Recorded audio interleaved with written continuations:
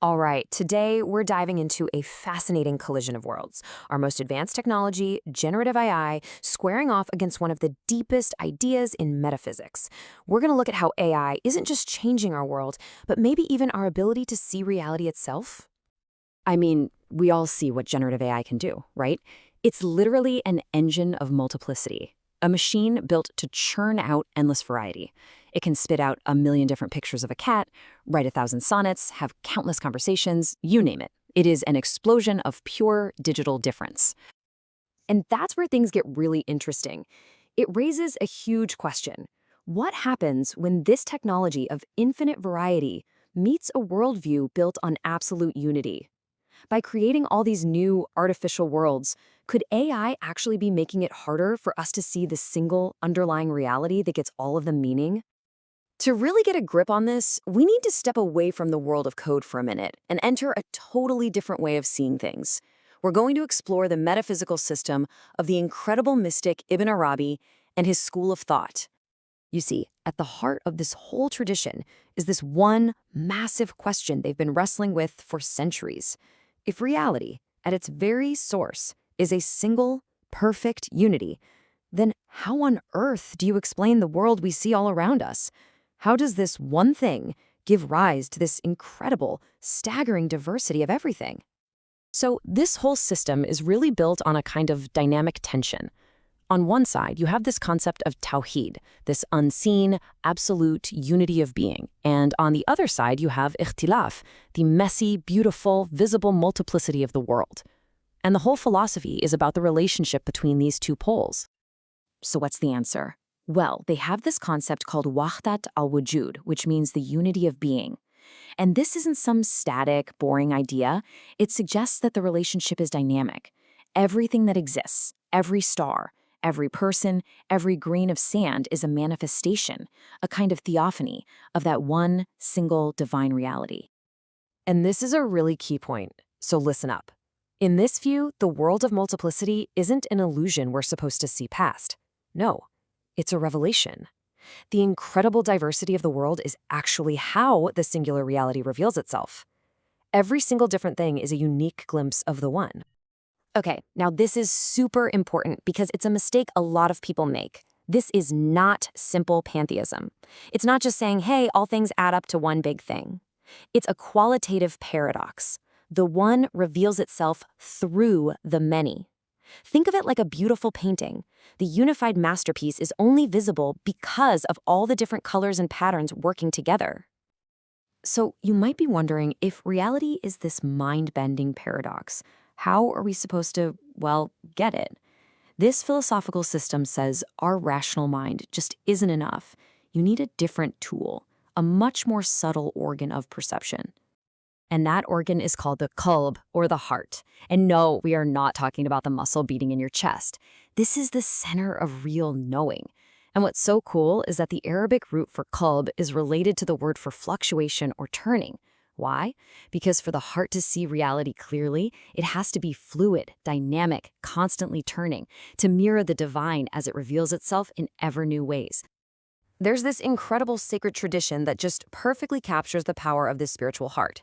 It says that the entirety of divine reality, something so vast that not even the heavens or the earth can contain it, can find a home inside the purified human heart. It's the ultimate place for receiving truth. All right, let's pivot. Let's bring AI back into the picture. How does this crazy, powerful engine of multiplicity look when we put on the glasses we've just been developing? So, using the language we've just learned, generative AI is a pure Ikhtila噚f engine. It just pumps out an endless stream of effects, what this tradition would call mazahir, or loci of manifestation. But here's the huge difference.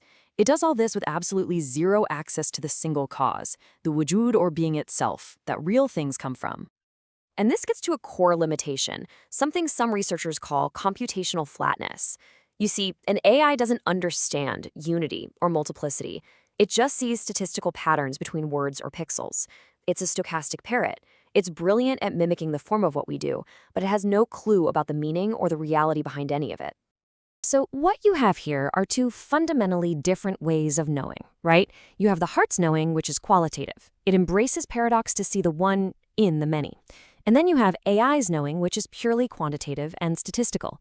It's a genius at finding patterns in the many, but it is totally, completely blind to the one. Okay, so this is where the rubber meets the road. What actually happens when these two worlds slam into each other? When this new kind of AI-generated reality enters our lives, it poses two really big risks to the worldview we've been talking about. So the first risk is logical. It's intellectual. Think about it. An AI only thinks in numbers, right? So if you ask it to explain Waḥdatal Wujuḥd, it's always going to flatten the beautiful paradox. It's going to translate unity of being as all things are quantitatively one thing, which is just pantheism, and it's wrong. It completely misses the point. And yeah, that's a problem for scholars, but the source material for this explainer points to something much, much deeper, a more personal risk. And this one isn't about logic, it's about our direct experience of reality. In this way of thinking, there's this idea of a hijab, a veil. It's anything that hides the ultimate reality from us. And you could say the natural world itself is a kind of veil of multiplicity, but it's a special kind of veil, one whose beauty and signs all point back to the source it came from. AI, though. AI creates a whole new kind of veil. And this one is different. It's an infinitely dense, super seductive, and captivating field of endless stuff. But the key thing is, it's completely disembodied, totally detached from the real world. One source calls it a kind of fast food kathra, an endless, cheap, unnatural flood of things that doesn't point to anything beyond itself. And this is the real knockout punch. The ultimate danger is that this new, artificial avalanche of multiplicity becomes so overwhelming, so captivating, that it completely buries our ability to even perceive Tawḥıÿd. It could make it experientially impossible for the human heart to do its job of seeing the one in the many. So, after all that, where does this leave us? What are we supposed to think? What's the bottom line here? What's really at stake? Look, the real danger here isn't that a chatbot is going to give you a bad definition of some ancient metaphysical concept. Who cares, right? The real danger is that by flooding our world with this new, different kind of reality, AI might accidentally start rewiring our own consciousness and block off a fundamental way of human knowing, the work of the heart. And that leaves us with one final big question to chew on. As we build these incredible engines designed to show us everything we can possibly imagine, we have to stop and ask, what might we be losing? When we ask AI to show us everything, what do we stop being able to see for ourselves?